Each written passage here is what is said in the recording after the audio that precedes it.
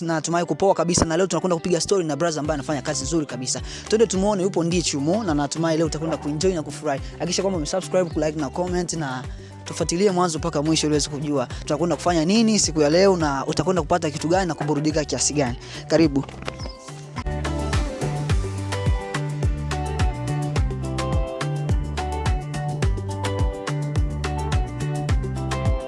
Waligani mtazamaji wa Michael TV Online, natumai uko poa kabisa, na leo tumepata nafasi nyingine ya kukutana na brother hapa ambaye anafanya kazi nzuri sana ambayo pengine utatamani kujua alianzaje, alijuaje, uzoefu ameupataje, na kaa nasi mwanzo mpaka mwisho. Hakikisha kwamba umesubscribe kwa ajili ya kupata content nzuri kila siku na burudani kama hizi. Brother, habari? Salama, kwema.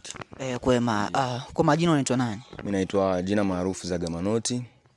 Majina yangu mimi pia ya kiuhalisia Shabani Wilonja au Wilonja ya Migosi. Ndio majina yangu hiyo.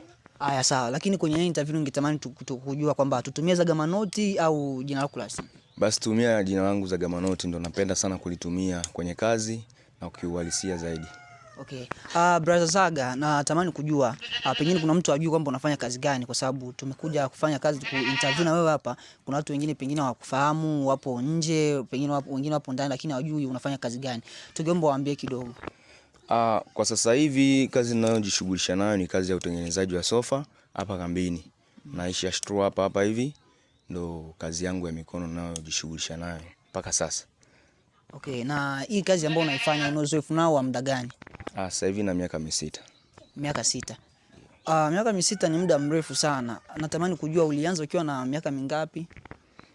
Mimi nimeanza nikiwa na miaka 20. Ndio nimeanza kazi hii. Okay, na uzoefu wa kutengeneza sofa, viti vya sofa ulipata kwa nani? Nimeanza kufundishwa na mwalimu mmoja hapa kambini anaitwa Arabe.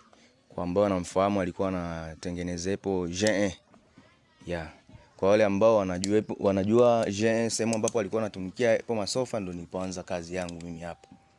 Na mwanzo ulipoanza kufanya kazi hii ulianza kupata ugumu gani? Changamoto ni nyingi sana, sema siwezi nikazielezea, nyingi sana tu. Kuna kujigonga na nyundo, kujikata na misumeno, mipanga, kujichana kama hivyo yani. Okay, sawa. Na kwenye kufanya kazi toka umeanza kujitegemea peke yako na kuanza kufanya kazi peke yako, umepata mafanikio kiasi gani? Mafanikio ni mengi sana tu. Mafanikio ni mengi sana. Siwezi nikahadisia, ni mafanikio yangu mwenyewe binafsi nayajua.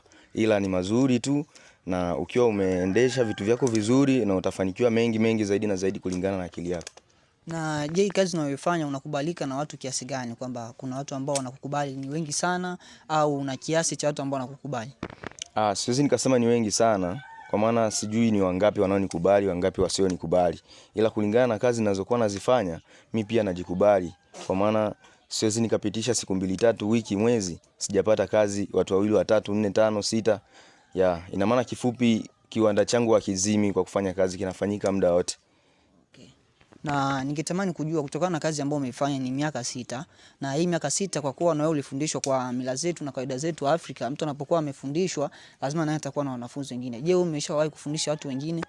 Nishawahi kufundisha watu wengi sana, wengi wameshajua, wengi wameshaenda nchi ya 3 huko. Na mpaka sasa hivi na wengine wengi zaidi na zaidi. Je, hao ambao uliwafundisha wakaenda nchi ya 3 wamewahi kukutumia hata zawadi yote ya shukrani kwa kile ambacho uliwapa? Ndio, kuna baadhi ya zawadi wamenitumia, kuna ambao bado wanaendelea na kazi huko. Ndio hivyo.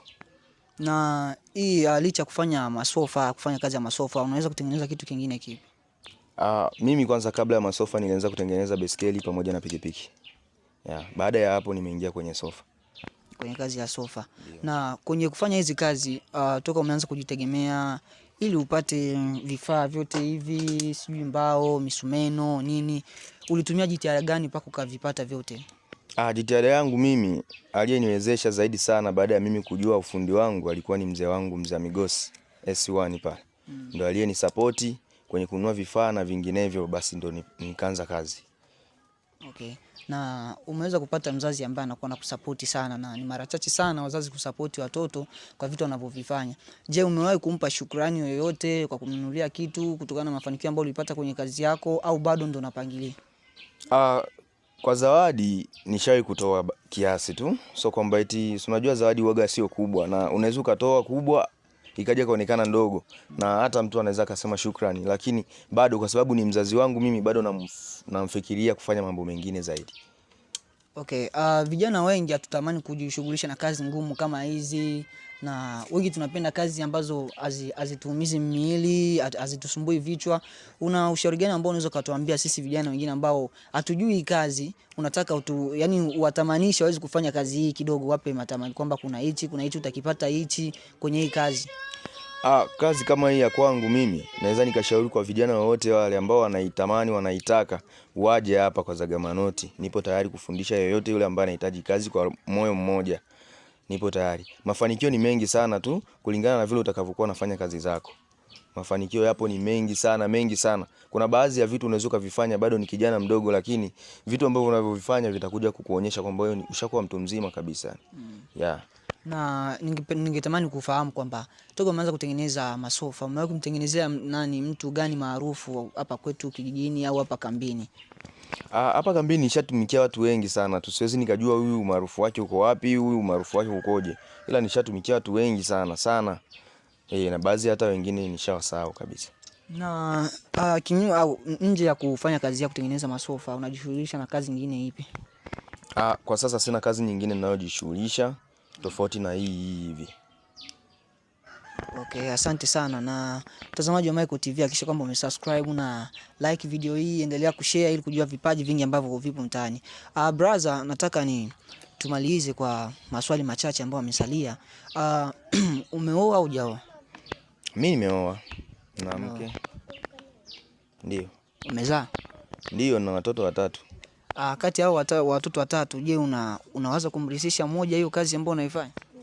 Yaani hiyo ni lazima. Siwezi nikakosa kurithisha hata mmoja.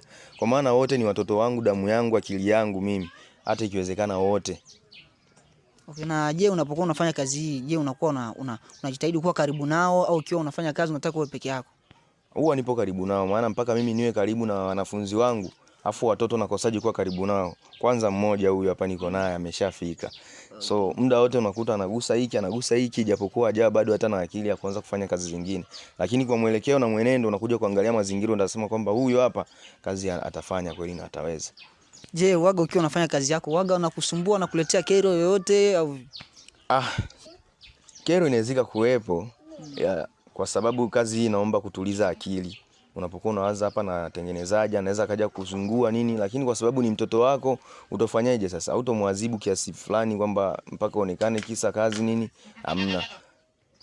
Okay, shukrani sana kwa muda wako. Ndio, asante. Okay, mtazamaji wa Michael TV Online, tunashukuru kwa kuwa pamoja nasi na tunakwenda kumaliza kipindi chetu hiki. Hakikisha kwamba umeendelea kufuatilia na kusubscribe ili upate content nyingi kama hizi.